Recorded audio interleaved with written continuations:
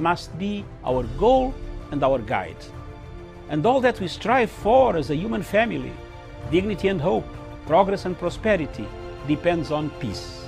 But peace depends on us.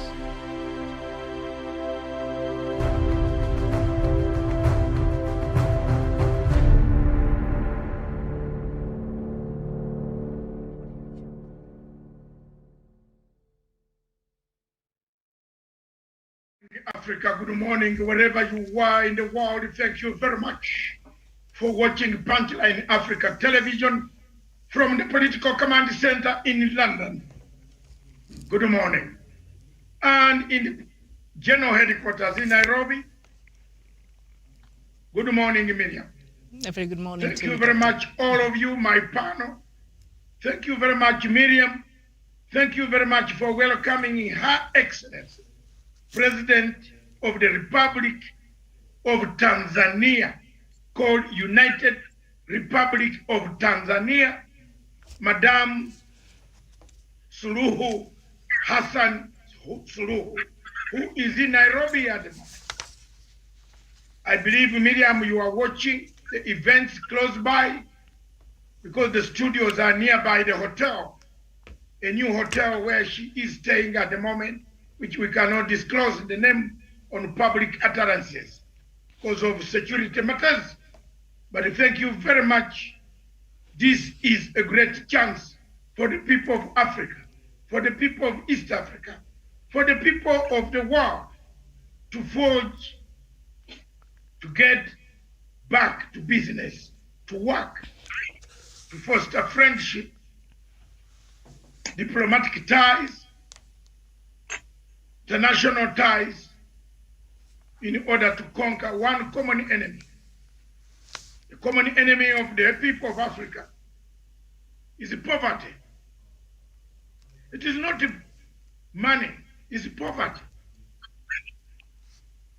What causes us to have poverty is food.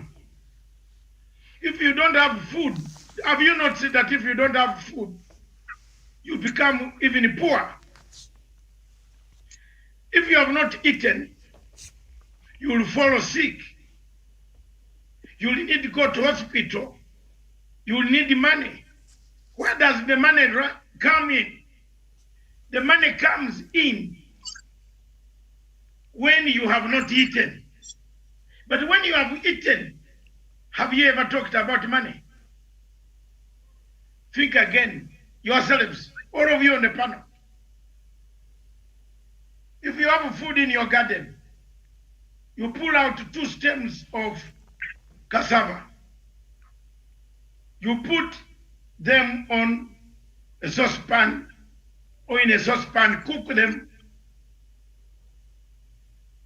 put some salt, then eat and relax, take water, go back and sleep. Will you have difficulties with any disease? No. But it comes when you don't have that food. It's when the money, the poverty comes in. You try my method, you'll see. You'll see. If somebody bought food and everything is in the house, blue band, margarine, what, everything, you will not even talk about money. What is it for? Thomas Sankara said, to him, late Sankara, money was not the problem of Africa. It is how we Africans behave, how we Africans even talk about issues. If you listen to the Senate of Kenya today, as they are talking about the BBI, you would like to go in your bedroom and sleep, switch off your life. But that is what we are, how we are created, and that's Africa. Today marks a great day for us, people in East Africa. The first woman president of Africa, of East Africa and the Great Lakes region.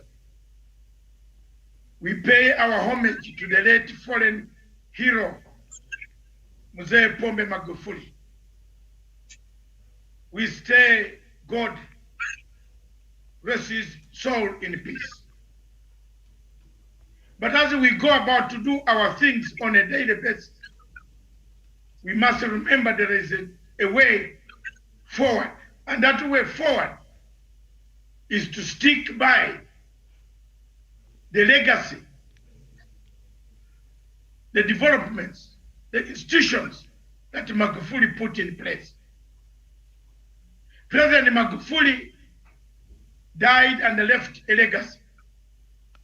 It is that legacy that President Suluhu Hassan is following in East Africa, to engage other East African leaders, to bring about harmony, to bring about peace, integration, economic development, common market, no barriers, no immigration hindrances. We have a problem as Africans. I'm giving this lecture so that people can pick what they want to say about. I am honest. What has killed Africa is ourselves. It's not because we don't have the will to change things. We have the will to change things. How come Thomas Sankara brought what we call barter trade? And it worked. It was defeating the French mechanism of francs until they had to plot to assassinate him. It has taken over 30 years or over 40 years for Thomas Sankara's killer, who was instigated by the French to kill Thomas Sankara in order to take over a nation, because the nation was talking of barter trade in goods instead of cash, which was paid in francs. I want to ask my panel, are you not very inquisitive as an African? Who invented this money? Say paper. What is money? Toish and the rest of you. It's a paper, in it. It's a small paper. Someone brought a paper to take your land. A paper. Surely, you know, just give a paper and you take my whole house. Have you thought about it? How were our founding fathers, long time ago, grandfathers, were they trading in money? Silver came in the Middle Ages. What about the barter trade, the carrying of salt from Timbuktu in Mali to Algiers, Athens, to Carthage, to Benin, to Oyo Empire? At least you could carry gold and keep it in the house, Tawish. And I know this is heavy. But someone was very clever, said, if these guys kept on carrying this gold, heaping it in one place, that place will have more gold than ourselves. So let's bring in this paper. What is the paper called? $1. As we speak today, Miriam, it's a great day for all the people of East Africa. High Excellencies in Kenya. Tanzania is one of the few countries in Africa with a social contract.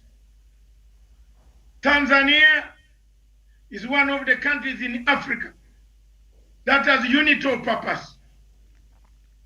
Tanzania is one of the countries in Africa that can pay homage to all liberation movements that liberated Africa and Southern Africa.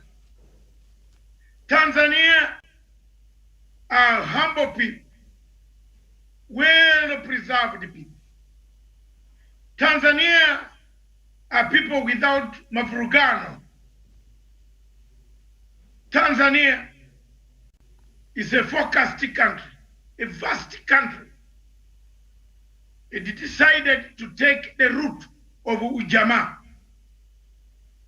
Today in Kenya, we want some things, but we don't want to change. What will Madam Suluhu learn from Kenya? And what will Kenya learn from Tanzania? Those are the questions the panel should look at. Do you want to learn about unity? Do you eat blue band? Yes. But can you eat blue band when there is war? Which shop will be selling you blue band when there is a conflict in the Rift Valley? I ask my friends, those in the Rift Valley, and especially those in the opposition, in those opposing the documents that are unifying Kenyans, to look at it again. Tanzania is where it is today, because Tanzania has been united by a purpose, the purpose of brotherhood, the Hutu, the Buntu, the Buntu, Untu, Ukwena Hutu. Tanzania has a theory, a philosophy of Ubuntu. Does Africa, does Kenya have Ubuntu? Time and time again in Kenya, we call other people foreigners. Time and time again, we name them names. But you don't know that you are calling the same foreigner, that one day you can also find yourself in another person's foreign land. In 1990, 1980, most of the Ugandan refugees that left, and in 1978, most of us who left our countries to search for a struggle against the dictatorship of Idi Amin, we took ourselves through Kenya and Tanzania. But we found ourselves more accommodated in Tanzania than we could be accommodated across in Kenya. Why? Because Kenyans could call us wakimbizi. Tanzanians could call us wandugu. Let's face this, Tawish. Today, isn't it speaking frankly? In 1991, 1992, when Moi started slaughtering some people, yes, and this is the truth, let it hurt some people. If you are hurt, you can go and swing with a rope on a tree. In 1992, when the elections were over, there was a killing spree in the Rift Valley and around Kenya. Most people who used to call us refugees found us in London. Some of them wanted to hide. Some of them wanted to hide. Tawish, I'm telling you. But you said no. I came here. I cleared the way. I prepared the way for a bigger Jesus. Come and I show you the refugee office. Come and I show you how to fill the forms. That influx had come with the Somali influx after the dismembering of the state of Somalia. Now there you are, my people. This world is not my home. We all pass through, as Jimmy Reeves said. I think so. Miriam is an expert on those English songs. I hope it is Jimmy Reeves, not, have I quoted rightly? It's not my home. So today, don't laugh at a refugee, because you don't know where your child will end. You don't know. You don't know. So Tanzania gave us a base. Tanzania never sent us away. Tanzania stood by us. Tanzania provided us arms. My first knowing how to catch a gun was in Tanzania.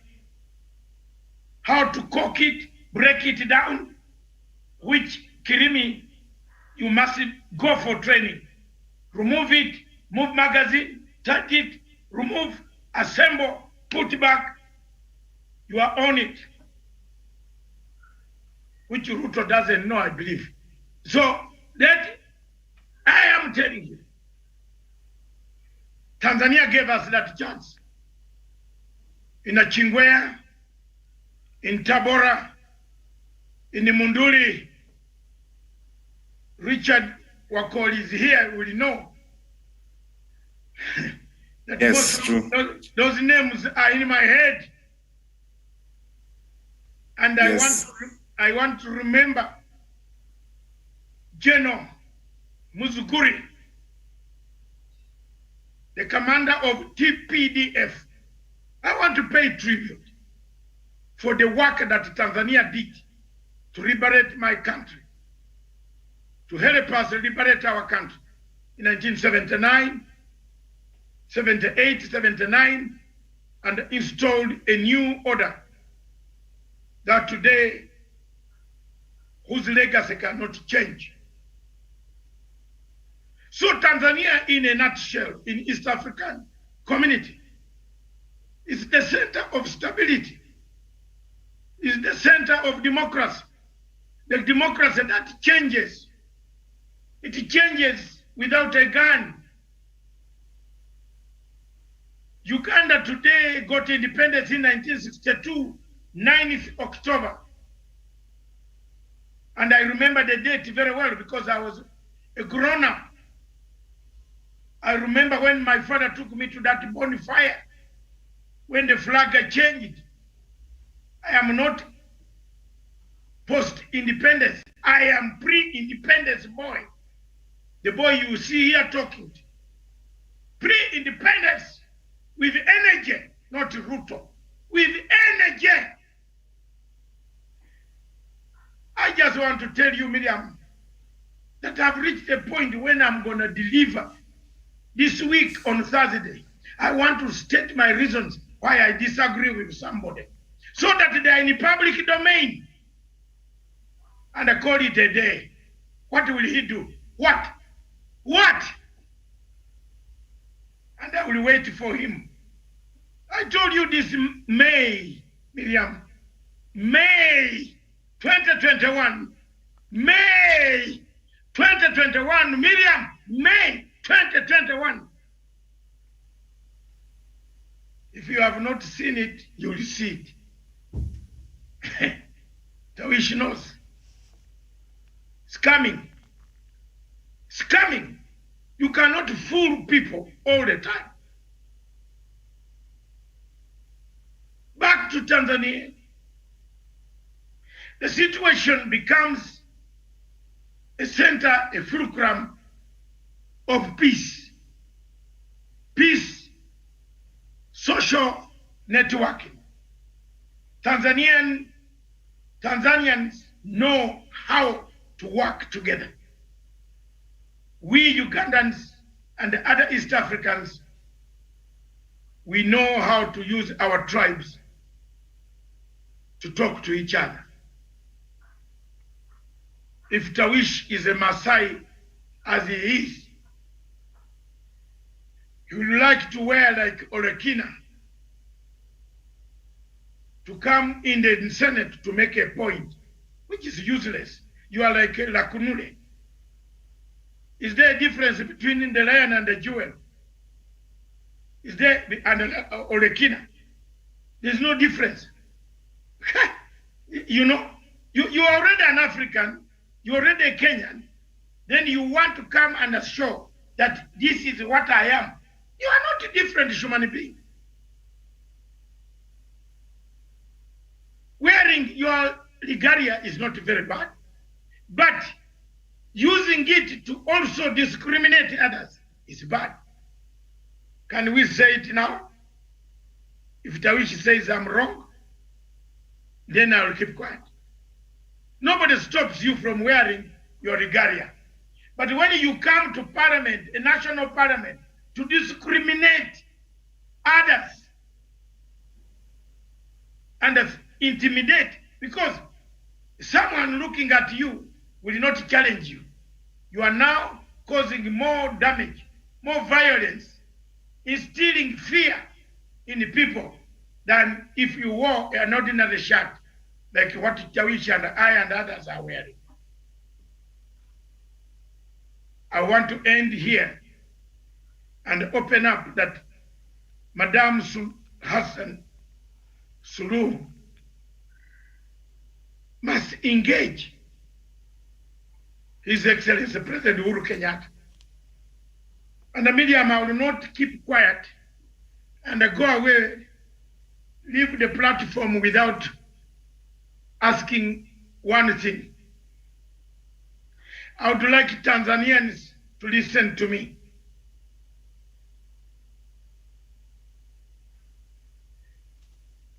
You cannot wait for science to help you. Yes, you have helped yourselves. Miriam, are you marking my words? Very nice. You cannot sit down and wait for science to come and help you. You have so far helped yourselves so well. You have done so well, Richard. But time has come now for you to open up. You have defended yourselves. You have treated yourselves. COVID-19 is real. COVID-19 is killing. It kills. It dismembers families. It makes giants become babies. It's a real thing, I'm telling you. Believe me or not. Time has come for Tanzania to open up. To open up and take models of other countries, Uganda and Kenya and others, neighbors, in order to control the pandemic. That's all I'm asking. I don't know what Madam will discuss with the president, but Kenya would do very well, because this morning I heard Tibaijuka, Dr. Tibaijuka, the former Minister of Lands, who said Tanzania has one center, medium, one center for testing. Therefore, instead of us lumping accusations, I think let's go deeper and find out. Welcome to the show, Professor. Go deeper and find out, what does Tanzania need to be helped? What model can they take from Kenya or Uganda? What can we do? We should not just avoid each other and say we are all right. There is no all right here. The situation is really bad. COVID is real. If you see India, where we used to fly for cancer patients, being reduced to rubble, you can't find even half a cylinder of oxygen. Surely there's something which is very, very wrong. We wouldn't like it to happen near Africa. The people who came up with predictions of Africa going to be in chaos have now ended up tactfully separating. I would like to hear Professor Onyari's comment later on Bill Gates and Melinda Gates. After they have brought us this enzyme, they have seen where the thing is heading. I think they said, I don't want to know. You go on your own, I also go on my own. Remember the woman told us that Africa will have dead bodies. You remember? That is Melinda Gates. And the husband has been at the forefront to get us the medicines, of which most of us Africans, I have taken. And I don't want to tell you a lie that don't take it. It will be very stupid. Me, I've taken. And my second dose is coming this week. I'll be fully equipped to fight. Not that I will not wash my mouth, my hand, my legs, my eyes, or keep a distance. But now I have a springboard upon which to fight using cleanness. I therefore submit media that is one request for me. The rest of trade or border or this, Onyari, can you trade when you are dead? Can you trade when you are dead? Can you own a shop when you are dead? Maybe there are better shops. None of us has gone there to come back.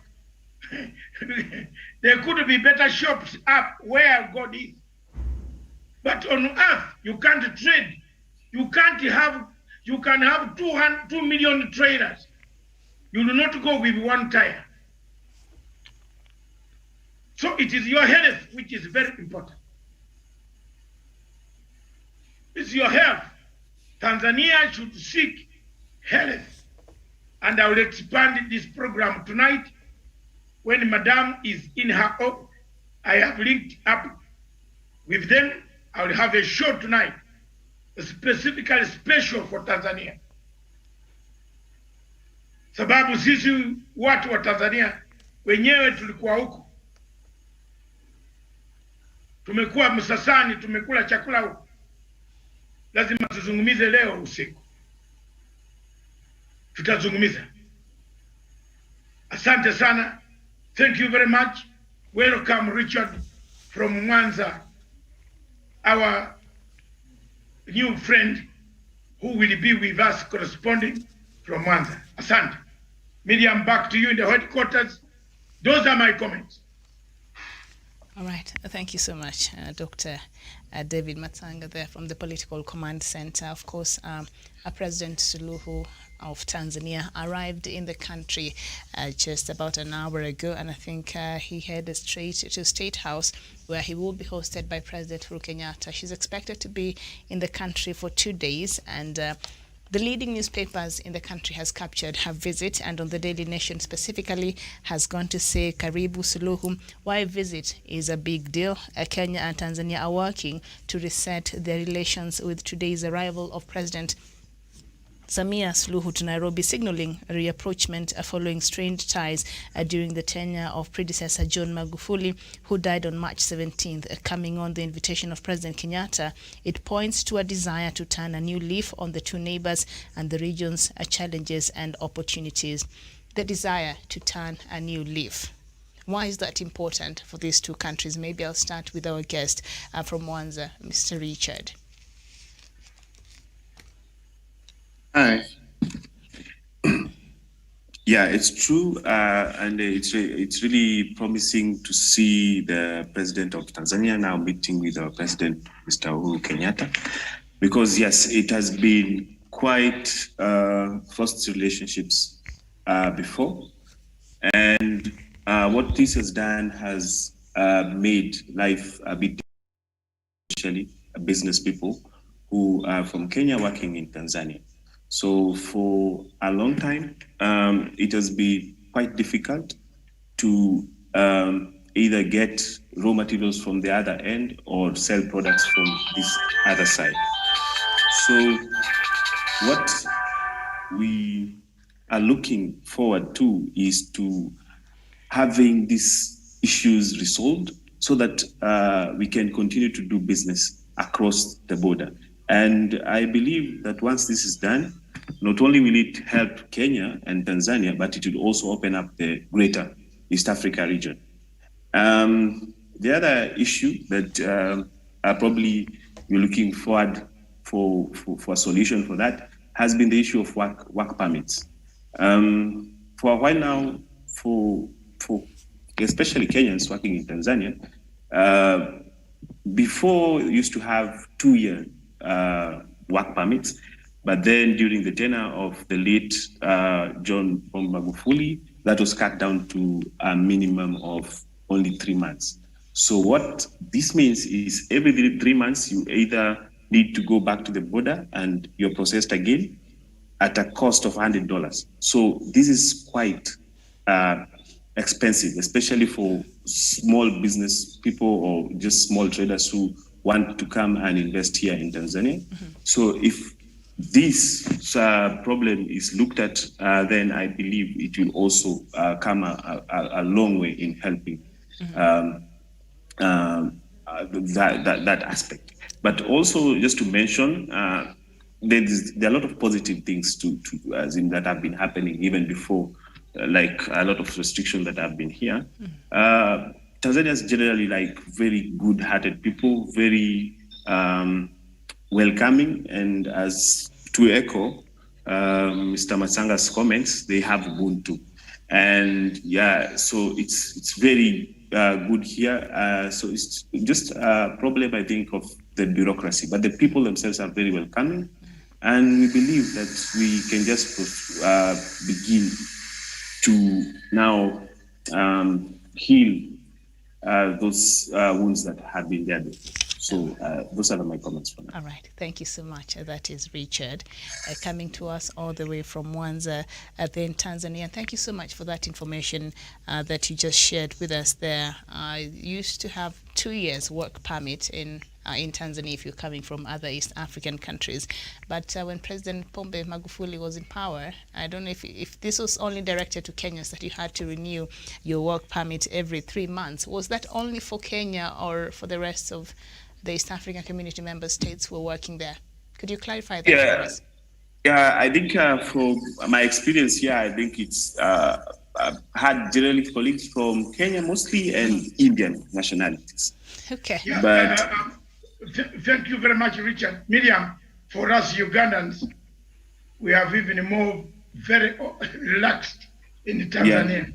Yeah. In fact, for us, we can sleep and put our legs in Lake Victoria. All right, thank you so much. So this was targeted towards Kenyan citizens, and as we know, in the East African, according to the Charter, there are a few freedoms that member states are supposed to be enjoying. One being a free movement of goods. The next is a free movement of persons, a free movement of labor and workers. So that even should not even be charged. Right of establishment, right of residence, free movement of services, free movement of capital. So these are just some of the perks that member states are supposed to be enjoying in any East African country, and from that information, that is not the case. And you see the targeted, I think, punitive measures towards the Kenyan citizens and the business people there in Tanzania. Douglas Kirimi, turning into a new leaf. Why is this important for these two countries and President Suluhu's visit in the country? Dr. Nachama, close your equipment. Yeah, Miriam, if you can cross over to State House production team in Kenya, cross over now. There is a guard of honor right now live being mounted, and then you come back to the guard of honor being mounted by the Kenyan security agencies, and Her Excellency the President is going to inspect her first guard of honor in Kenya. If you can, please, as they wait, you can go ahead. But I've seen it on my line here There is They're working now on it. live pictures. Yes, once they're able to cross over to State House, we shall do that. Douglas, could you please answer the question I'd posed earlier? Thank you, Miriam, and thank you for having me on the show this afternoon. For the people of Kenya and the people of Tanzania, especially because of the very frosty relationship that we have had with Tanzania over time, because of the development models that were adopted during our independent days. Since today, we have not been able to come to the fore or come to a conclusion on how we shall be able to deal with each other. A small issue can cause a lot of diplomatic issues between Nairobi and Dar es Salaam. Okay. But at the end of the day, we are seeing warmer relationship between Tanzania and the Republic of Kenya. And I hope that the coming of Madam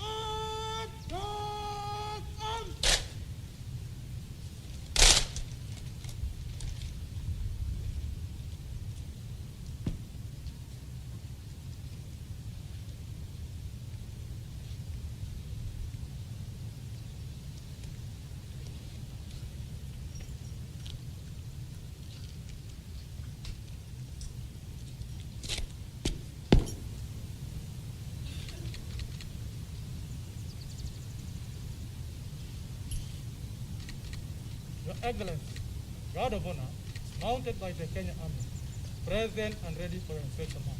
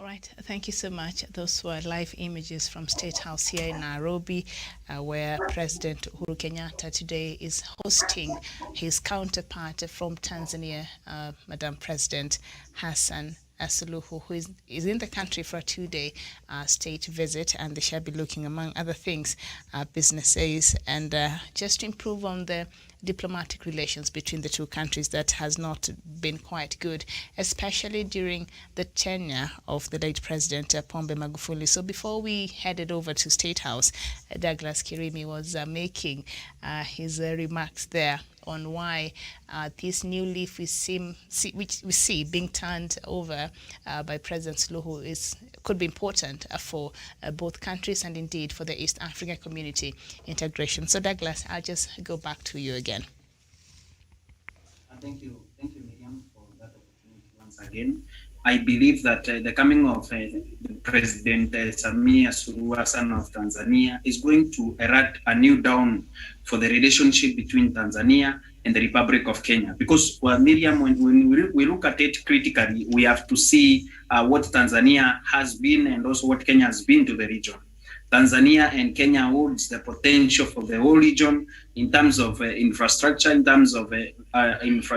logistics, and also regional integration. So when Tanzania plays hide and seek game with Kenya, when Kenya plays hide and seek game with Tanzania, it does not augur well for both countries and also for the region. So another perspective that I hope that the president is going to engage President Samia Suluhu Hassan as the chairman of East Africa Community is the greater integration of East Africa Community, especially for the both Tanzania and Kenya, to grow our own economy as a people and also investments. The cost of doing business, like Richard said, business people have been affected.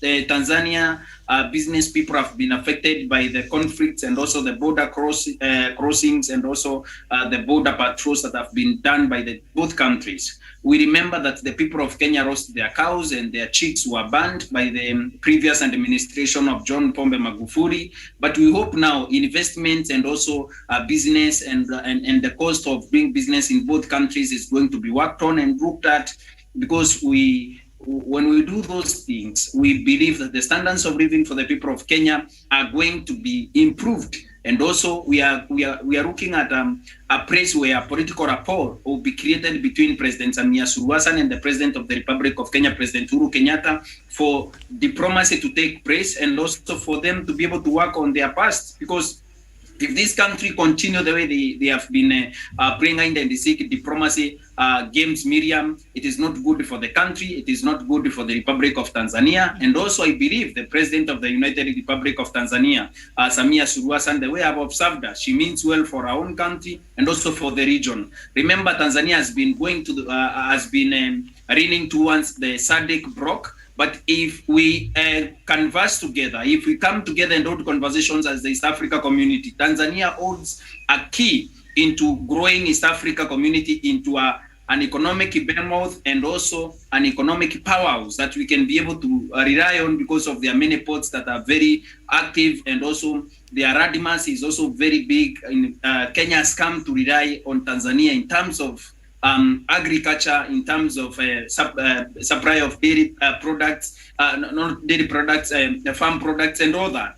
So we hope that the coming of President Samia Suluhu Hassan is going to solve issues that we have had with the previous administrations in Tanzania, and we grow for the better of our country and both countries, Miriam. Thank you, I submit. Thank you so much, Douglas Kirimi. Very straight and to the point. Nairobi and Dar es Salaam are working to reset the relations with the visit of Tanzanian President Samia Suluhu, who is already in the country, as we've seen there. And President Suluhu is expected to jet. She's already here. So we're reading from the Daily Nation. And the visiting head of state will also hold bilateral talks aimed at strengthening the cordial relationships between the two countries. Professor, it's about time. Thank you, Miriam. I don't know. I've changed dates and I don't know what has been discussed and not discussed, but let me just have this to say. We haven't said much. We were just, doctor is the one. Let me just have this to say, Miriam. And I like using the mongoose, the mongoose and the hen. The hen stays in the house, the mongoose stays in the forest. So one day you find the mongoose has just come and eaten your hen, your chicken.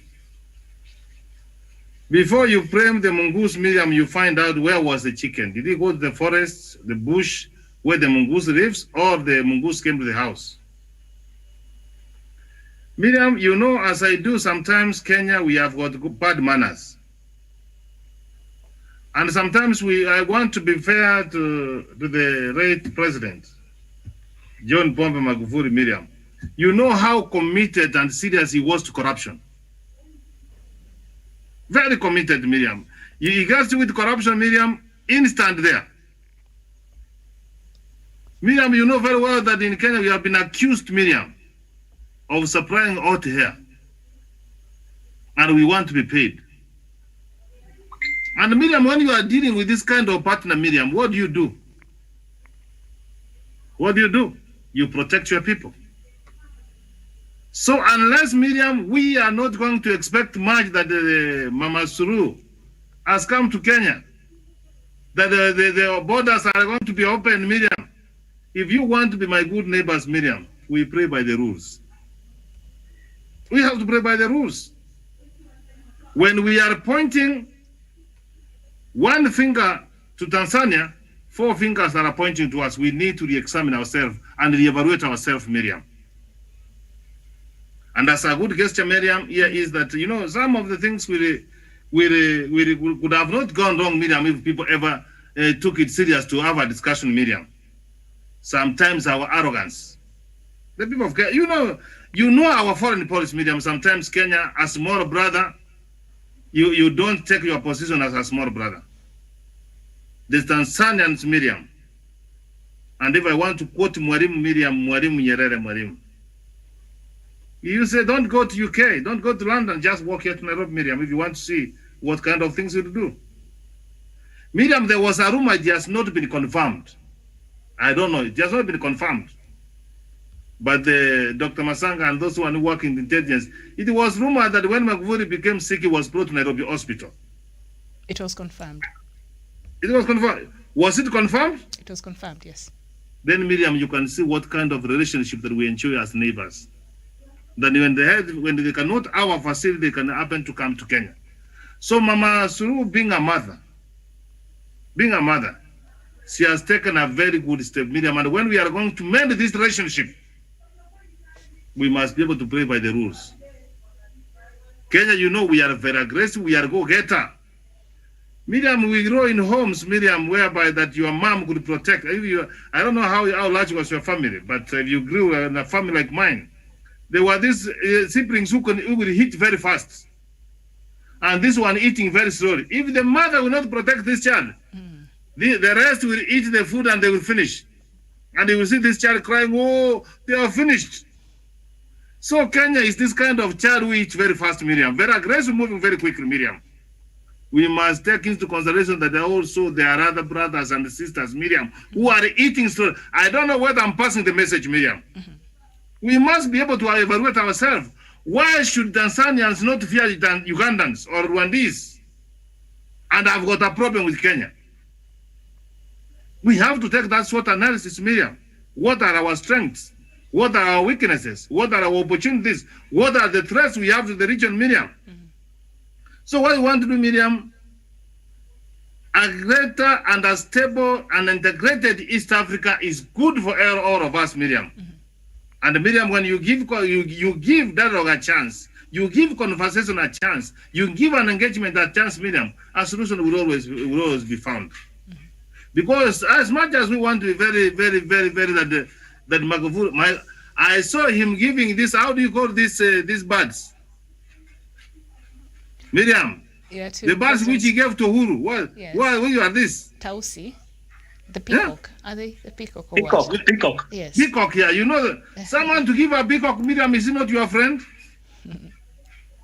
And when President Uhuru Kenyatta went to Tanzania, he didn't even go to the state house of Dodoma. He went to his local village, Miriam. So the message I'm passing, Dr. Masanga, the name Miriam is, let us detest corruption. Let us play by the rules of the games, Miriam. the Mama Suluhu and Uhuru Kenyatta may reinstate the relationship. But if we don't re-examine ourselves, Miriam, we cannot go far. I submit. Okay, thank you so much. Very pertinent issues there that you've raised. Now, Tanzania has had tense trade relations with neighboring countries. For instance, Tanzania declined to cooperate with Rwanda and Kenya to jointly sign a trade pact with the European Union so as to gain access to EU market without having to pay duty fee. Right. In 2014, Tanzania declined to participate in the single tourist visa arrangement with Kenya, Uganda, and Rwanda, alluding to security worries. In 2011, Tanzania declined to sign an East African Community Council of Ministers report on political integration unless the issue of land ownership was scraped off and clauses on military cooperation was revised. The two countries have also been locked, that is Kenya and Tanzania, they've been locked in a trade confrontation over the inspection of commodities passing through their borders, among other issues that you've seen there happen. But now, Javan, a professor is saying perhaps it's time we relooked at ourselves and why some of these things and why Tanzania perhaps treats us the way it does, and just anchor that point to what Richard told us there earlier, these targeted punitive, payments that are targeted towards Kenyans. Are we our own enemies there in Tanzania, or it's just unfair towards us? Thank you very much, Miriam. I would not say that Tanzania is being unfair to Kenya, or Kenya is being too much aggressive, but it's an issue of a kind of something that started long time ago, because we know even when we had the fallout of the first East African organization led by Mzee Kenyatta and Julius Nyerere, it was more of an ideological differences because Tanzanians relied on the Ujamaa socialist kind of an agenda. But in Kenya, we are more of a capitalist. And I think that is where all these issues all started.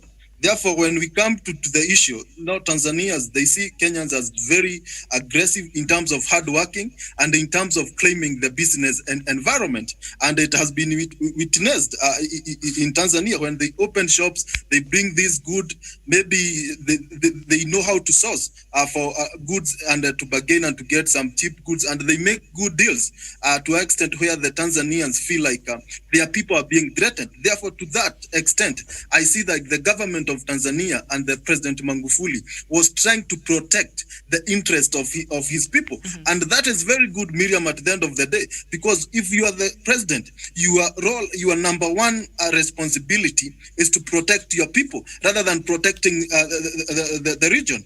And that is why, Miriam, when you walk around the country, you'll see a lot of outcry from Kenyans, especially the business owners. They complain that the Chinese have taken the space.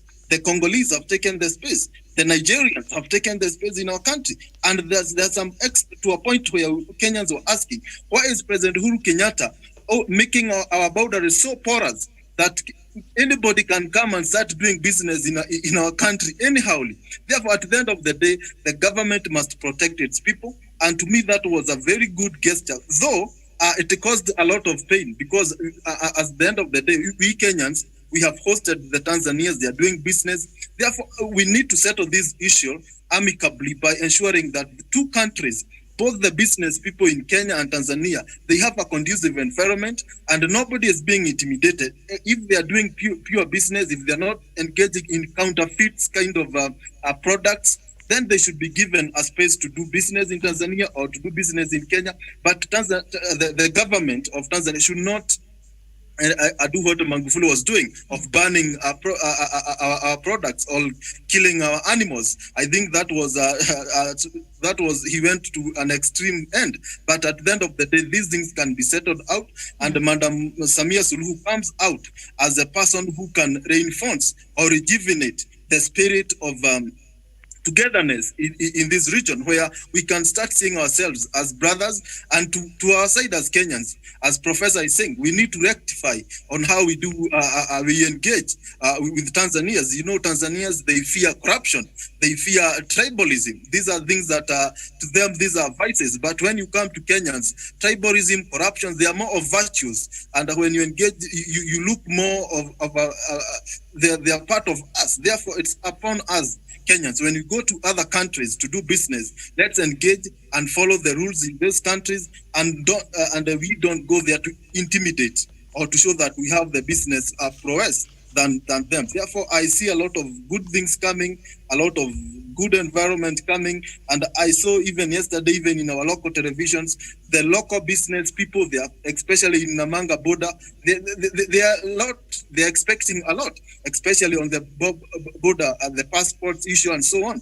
Therefore, I expect that we'll settle on that and ensure that and in Kenya, we should borrow something from Tanzania on the issue of integration, because I know in that country, the issue of ethnic mobilization, the issue of tribal divisions and so on, these are things of the past. Therefore, if there's something we can borrow from Tanzania, if there's something Tanzanians can borrow from Kenya, and especially from the administration of President Uhuru Kenyatta, when it comes to matter technology, the matter of engaging the youths, I think these are some of the exchange programs that we can have on board, so that we create a vibrant East African community and we bring all other countries on board and others who might want to join, so that we have one giant economy in East Africa, East African community. We have one integrated community, and the issue of strengthening Swahili medium, they should also continue pushing for that, because I saw even other countries like Mozambique and so they are feeling the need to have one unifying language across the African continent. Therefore, to this present medium, I'm so happy as a Kenyan that we'll mend the fences that were maybe broken by previous regimes in Tanzania or in Kenya. Thank you. All right, thank you so much. In Tanzania, there's the corruption also there is quite ripe, with the last Transparency International indexing, they're placing it at a number 99 out of 180 countries. So they are dealing with corruption in the country, but maybe not as rampant as we have it here. Remember, President Suluhu fired the port manager in Tanzania once after the burial of President Magufuli. So maybe they take action faster, but for us, we keep promoting, and the people who have been accused, we just take them from one office to the next to continue that bad habit. So I think maybe it's how they deal with it that makes a difference in public service there in Tanzania. And Tanzania has nearly balanced trade with Kenya, so it's not like Kenya. We're very aggressive, and we are making business at their expense. We have a very fairly balanced trade between these two countries, importing goods worth 23.3 billion in 2017 billion Kenya shillings, while exporting the same to Kenya, 23.7 billion. So you see, it's not quite a big difference. So that issue of Kenyans, we look at opportunities and we go for it and we're more aggressive. Of course we are, but when it comes to the trade there, it is quite balanced. So it's not like one side is benefiting at the expense of the other. So those are the facts. Dr. Joseph Nyanchama, the visit by Madam Suluhu, what difference is this likely to make moving forward? Thank you, Miriam, my fellow panelist. I hope, Miriam, you enjoyed your Press Freedom Day yesterday. I did. I had a good time. So welcome back. Let me re-echo what a great guru of leadership, in fact, we used even to teach presidents. His name is Peter Tracker. He used to say that culture eats strategy for breakfast. What he used to tell them is that it doesn't matter a strategy a nation has or a corporation has, if your culture is bad, it will eat your strategy for breakfast. That means you will not advance. I want to imagine that Madam Suluhu she's starting a new narrative, a new beginning for the integration of the East African unity. And in fact, the same Peter Tracker said, do not tell me what you intend to do. Tell me what you have stopped doing. I want to imagine now that they have stopped doing that feeling about Kenyans, and they want now to open up. And as Professor and the Cream have rightly said, we must, from our front, also behave.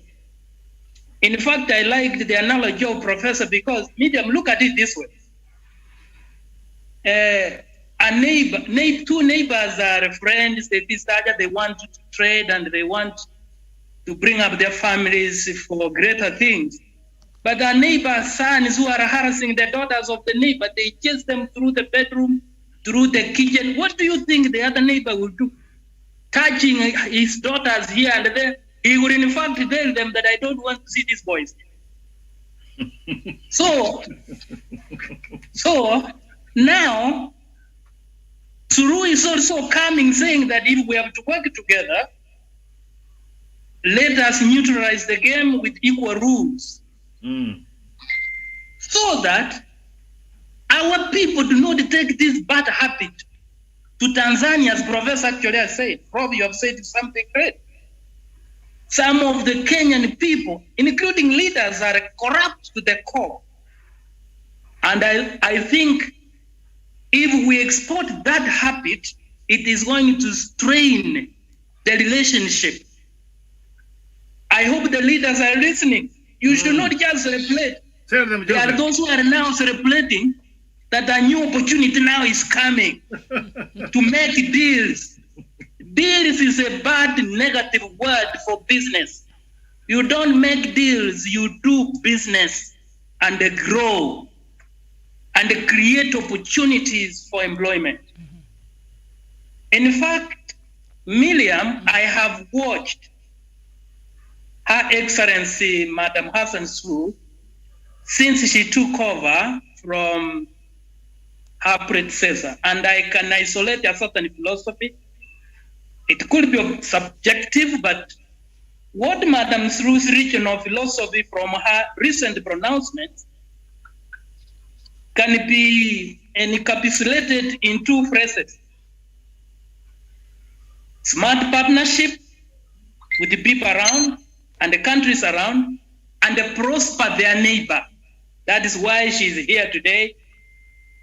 And we need, in fact, to welcome her warmly, so that this kind of philosophy I've seen in her can also be infected to other regions within the Central, even up to Southern Africa. In prosper their neighbor, I'm saying it deliberately, she believes, unlike her predecessor, that we do not live in a zero-sum society where one community's gains are another community's loss. In essence, her feast is telling also Kenyans and others that there is enough wealth and opportunity on this planet for everyone. Let us work together to enlarge the cake. Remember this, Miriam. Each panelist here, every panelist here has a smartphone. Do you know that this smartphone is an infrastructure, a platform where partners meet? That's where partners meet. One brings his torch. You know, it may sound small. Oh, the best torch, the best camera. Several applications, they are hosted in one platform called a phone. That is what makes the phone smart. In fact, that's why it is called a smartphone, where you find amazing partners together to serve you. That is why Madam Suluhu is saying, let us come together and create a platform or partnership through which our people can benefit easily and do business without any hindrance. I believe, from my own point of view, Madam Suluhu as a lady, and the ladies, you know, have unique strength, and the men, we must admit, the men panelists here, these leaders are will to bring the region together and lead the other head of state take the advantage of this gesture and we build our region and enhance the market. Because if you want to create a competitive advantage, you don't always post of you have resources, you have the game reserves, as Dawish. Dawish, in fact, gave an interesting perspective I'd never seen. Why can't we open the reserves to run from the game reserves to run from Kenya up to Tanzania and create a wild animal race where people from the world to come and watch how a lion chases a gazelle from Kenya to Tanzania? We will bring $1 billion tourist business to Kenya. I think that's the kind of thinking. For me, Miriam, this is an opportunity. I'm excited that can this one be realized so that we reduce unemployment. Because Miriam, you know, this employment business is like taking Panadol, which only relieves pain, but does not cure poverty. Do you know that salary you get from employment only relieves pain, but does not cure poverty? But if you invest,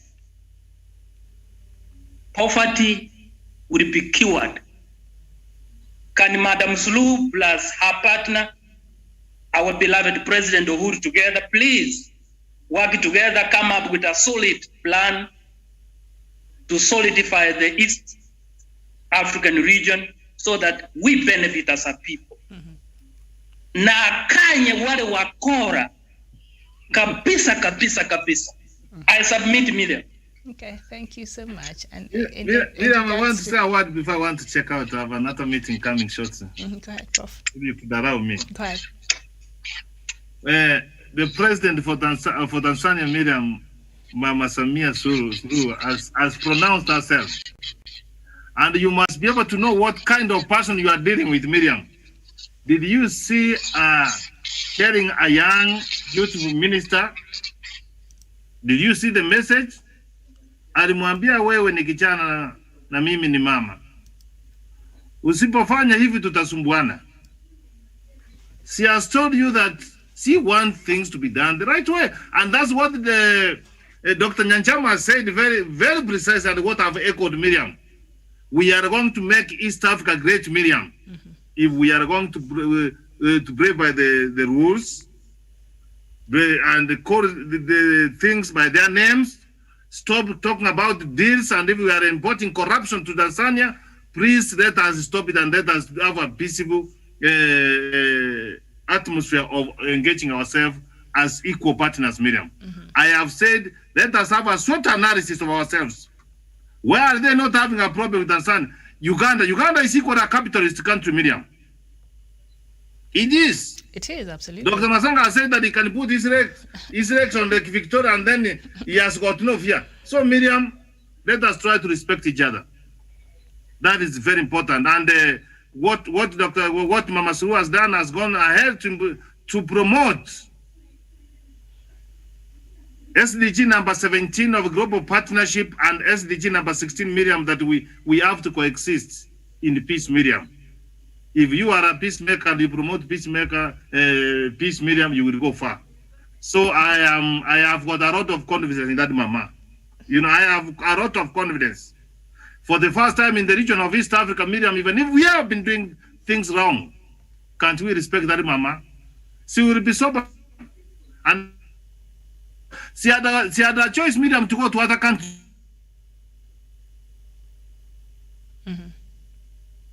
Okay, seem to have suffered some technical difficulties. Food for all of us.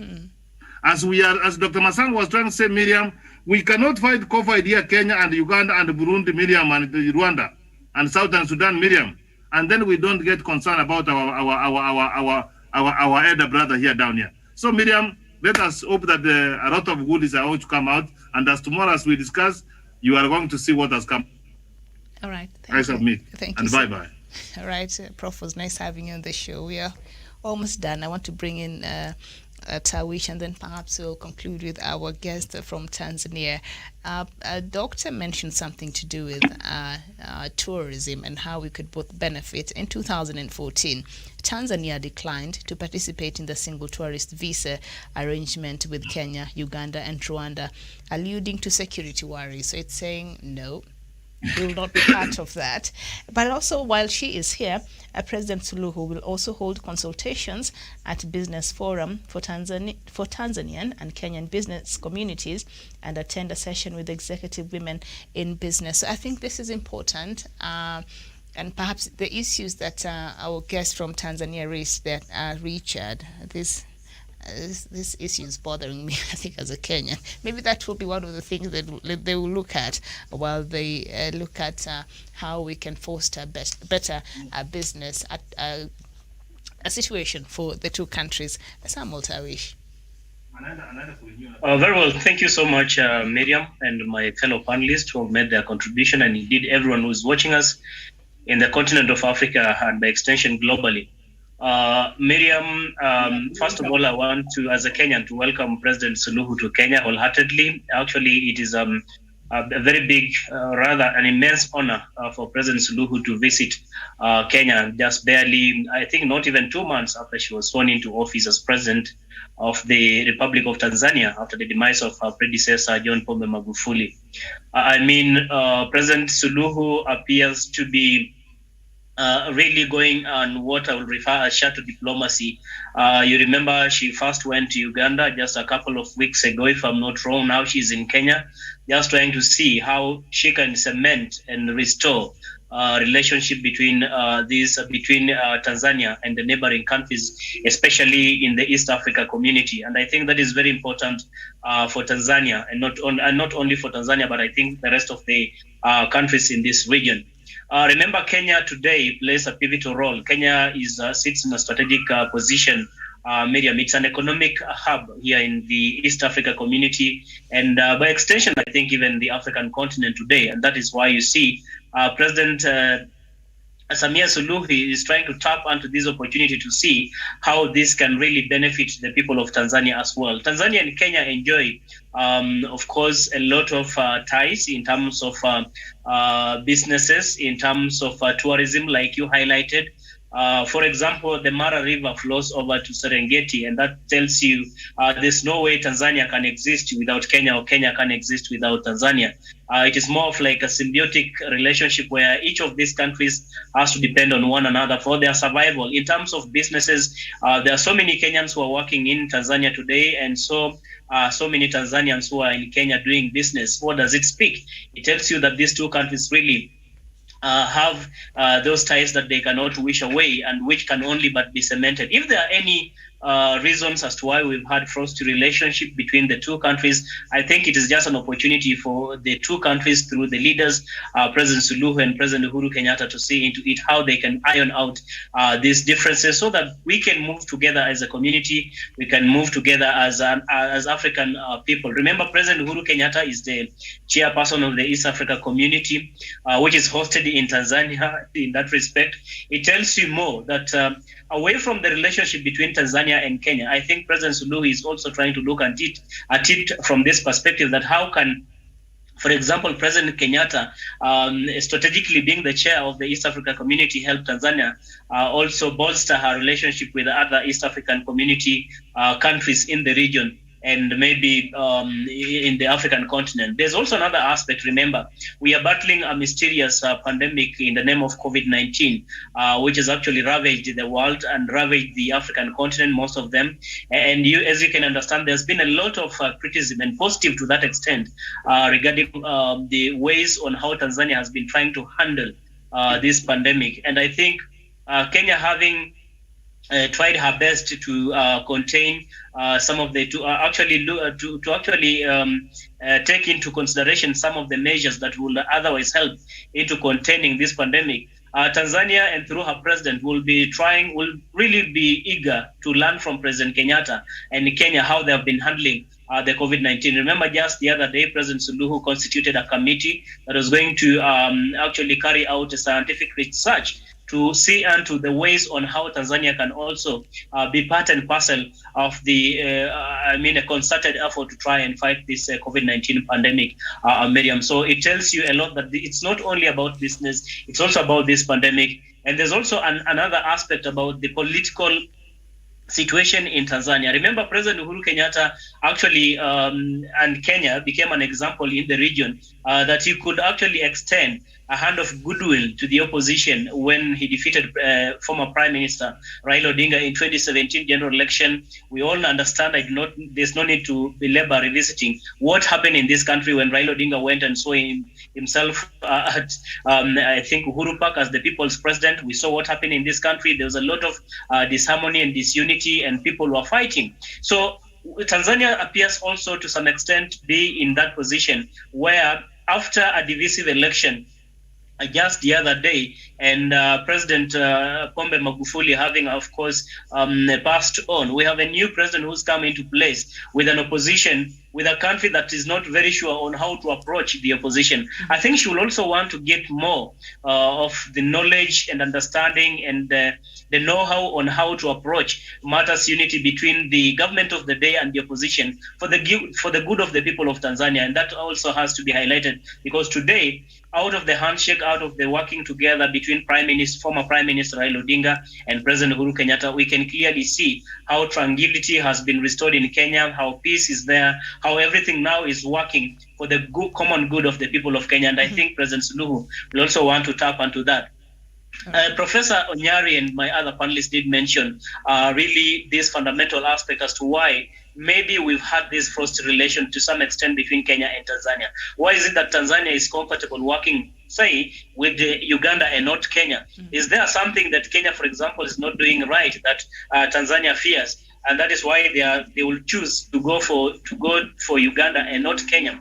You even saw the other day the oil corporation deal between Tanzania and Uganda, and President Museveni, I beg your pardon, came out and was very categorical. He didn't mince his words. He said it is relatively cheaper to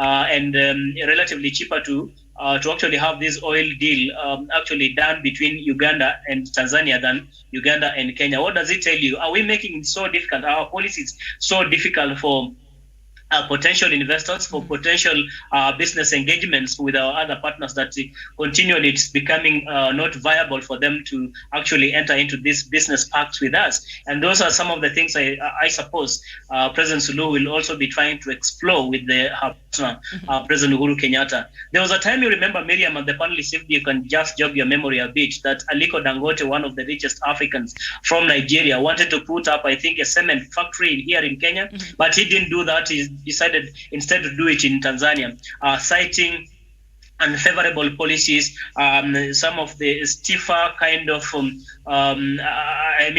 qualifications towards setting up these businesses and companies here in Kenya. So these are some of the things that I suppose Kenya, I echo what my other panelists have said, that Kenya has to look into and see how they can make it easy, how they can make it favorable for other regions, for other partners in the continent, and of course in the entire world, the potential investors to come and do business here in Kenya. Right. And but is Tanzania. It makes it easier for them. As I conclude, Miriam. Just before you conclude, you've made reference.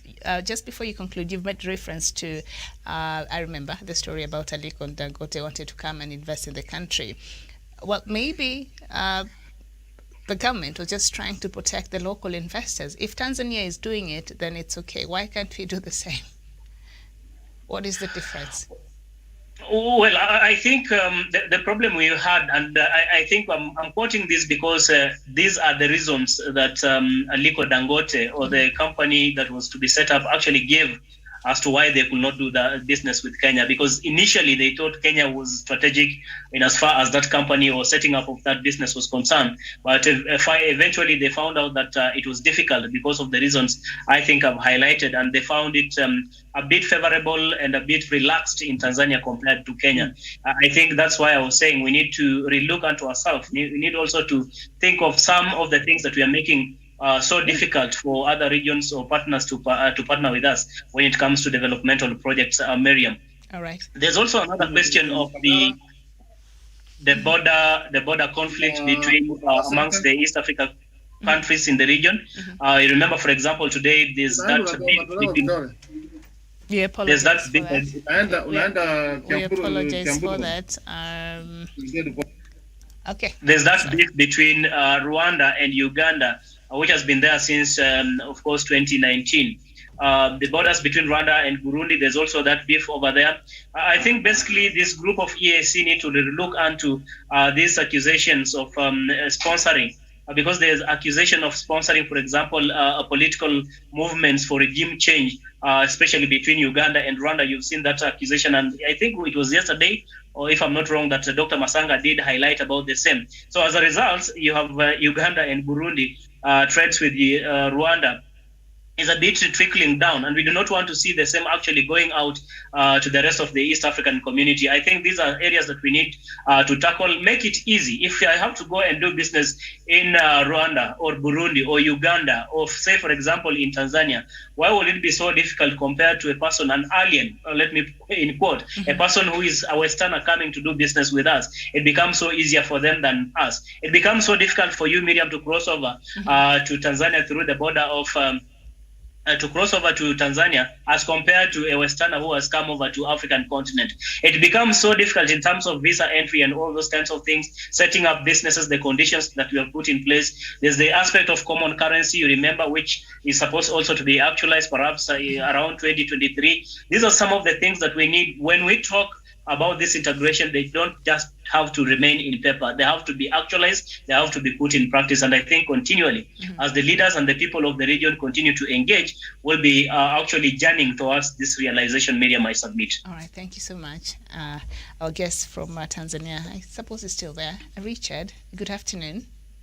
Hi, good afternoon, Miriam. Right. Thank you. I'm still here. Yes. So you've heard what the rest of the panelists here from this side have said, and there has been a lot of fears and mistrust, especially among the East Africa community members. And some of these mistrust and fears are founded, but some are not. Can we be able to overcome some of these things so that you're able to have not only a good relationship between Kenya and Tanzania, but also as the EAC community at large? Yes. So thank you very much, Miriam. I'll be very brief in my submission because network here is a bit unstable. It's okay. Hopefully we get people to come and invest in this very vital sector. Kenyans will come. We have the best. Anyway, I believe by the mere fact that President Suluhu's son has made a visit to come and meet with President Uhuru Kenyatta, things are looking quite promising. Remember, Kenya, even before the first relations, we've still had a very accommodating attitude towards Tanzanians. Very many Tanzanians cross over the border to Kenya at zero cost. They can stay as long as they want. Very easy for them to do business. And I think these are key points that President Uhuru will be highlighting to Samia Suluhu so that they can actually start reciprocating the same. But also, there's very, very major gains to be made once we have stable relations between the two countries, for both countries and also for the greater East Africa region. Remember, Tanzania has almost around more than 8 border points to neighboring countries, and that is direct market to any person venturing here to do business, especially for Kenyans, because we are very resilient and we actually like doing business across the borders. So I believe this is a very big step forward, and also would like to maybe as a follow-up to tomorrow, we'll see the gains that are actually being agreed upon. But I can say for sure it looks promising. Okay, thank you so much. I submit. Thank you, Richard, from Mwanza, Tanzania. And yes, President Samia Suluhu is in the country for 2 days, today and tomorrow. So after that official state visit, perhaps we shall see what they've been able to talk about, and hopefully we can see some changes moving forward in the near future. Thank you. Dr. David Matanga left earlier, Douglas Kirimi, and Chevan Karanja, Professor Jared Onyari, Dr. Joseph Nyanchama, Samuel Tawish, and of course our guest there from Tanzania, Richard from Mwanza, Tanzania. This has been Diplomatic Leaks. I shall be back here at 3 p.m. with the latest news from the continent. My name is Miriam Mugutu. Thank you so much for watching. Bye-bye for now.